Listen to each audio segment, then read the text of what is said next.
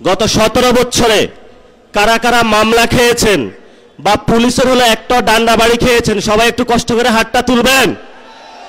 এই যে অধিকাংশ লোক গত 17 বছরে এখানে হলো নিগৃহীত, নির্যাতিত।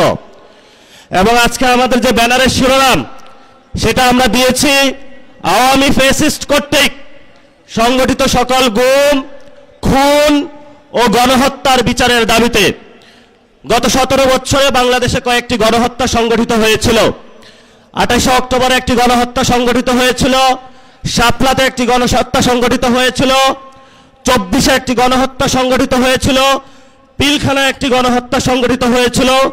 আর অসংখ্য মা বোনের কোলের কত সন্তান যে নিভৃতে চলে গিয়েছিল, সে মুকাদ্দাস ওয়ালি থেকে শুরু করে সেই নোমানি বাই থেকে শুরু করে বাংলার প্রত্যন্ত অঞ্চলে কত রাজপথ যে রঞ্জিত হয়েছিল রক্তে, সেগুলো বাংলার আকাশ বাতাস এখনো সাক্ষী আছে। কয়েকদিন আগে প্রধানমন্ত্রী একটি বক্তব্য দিয়েছিলেন যে আমার যে মেরুদণ্ডটা ভাঙা হয়েছিল, আমি যদি প্রতিশোধ নেই তাহলে কি আমার মেরুদণ্ড ফেরত পাবো কিনা, তিনি এই বক্তব্যটা রেখেছিলেন। আমি সবিনয়ে মাননীয় প্রধানমন্ত্রীর কাছে জানাতে চাই, এই যে এখানে এতগুলো মানুষ উপস্থিত হয়েছে, যাদেরকে অন্ধকার প্রকোষ্ঠে রাখা হয়েছিল, যাদের বাপকে হলো থানায়, জেলায়, পুরো বাংলাদেশের বিভিন্ন কারাগারে ঘুরানো হয়েছিল, এই মানুষগুলো প্রতিশোধ চায় না, কিন্তু আমরা বিচারে বিশ্বাসী। আমরা বাংলাদেশে বিচার চাই। যদি বিএনপি সরকার বাংলাদেশে আমাদের এই মজলুম মানুষের বিচার করতে সক্ষম না হয়, ইনশাআল্লাহ 11 দলীয় জোট আগামী নির্বাচনে ক্ষমতায় গিয়ে আওয়ামী ফ্যাসিস্ট আমলের সকল গুম, খুন, নির্যাতন এবং জুলুমের বিচার বাংলার মাটিতে করবে ইনশাআল্লাহ। বিচারের দাবিতে আমরা মাঠে ছিলাম, আছি, ভবিষ্যতে থাকব। বিচার নিয়ে আমরা কোনো এক সেকেন্ডও কোনো কম্প্রোমাইজ করব না। যদি সরকার মনে করে আওয়ামী লীগে ভোট ব্যাংকে যেভাবে একটা সমঝোতা হয়েছে, বিচারের ক্ষেত্রে সমঝোতা করতে হবে, আমরা বলবো আল্লাহর রাস্তে মাপ চাই। বিএনপির ভাইয়েরা, আপনারা নির্যাতিত হয়েছেন, বাংলাদেশের সকল মানুষ নির্যাতিত হয়েছে। নির্যাতিত যারা মজলুম আছে, মজলুমদের পক্ষে আল্লাহ আছে, এই মজলুমদের পক্ষে আমরা থাকবো ইনশাআল্লাহ।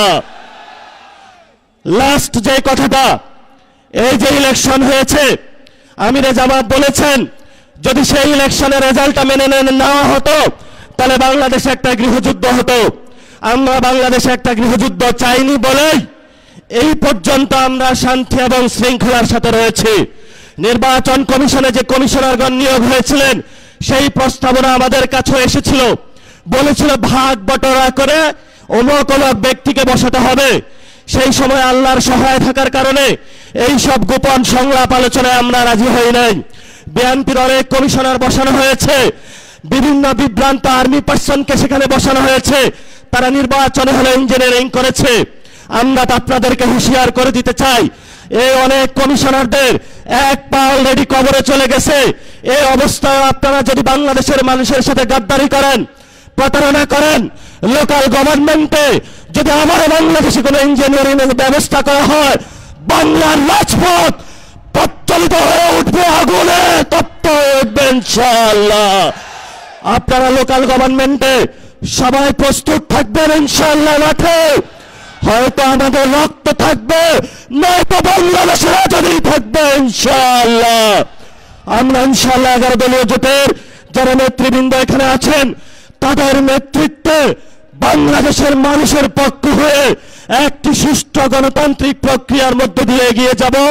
এটাই বাংলাদেশ, এটাই আবু সাঈদের বাংলাদেশ, এটাই হলো শহীদ মুগ্ধের বাংলাদেশ, এটাই হলো শহীদ ওয়াসিমের বাংলাদেশ। সবাইকে আসসালাম। রাজপথে থাকবেন, রাজপথ ছাড়বেন না।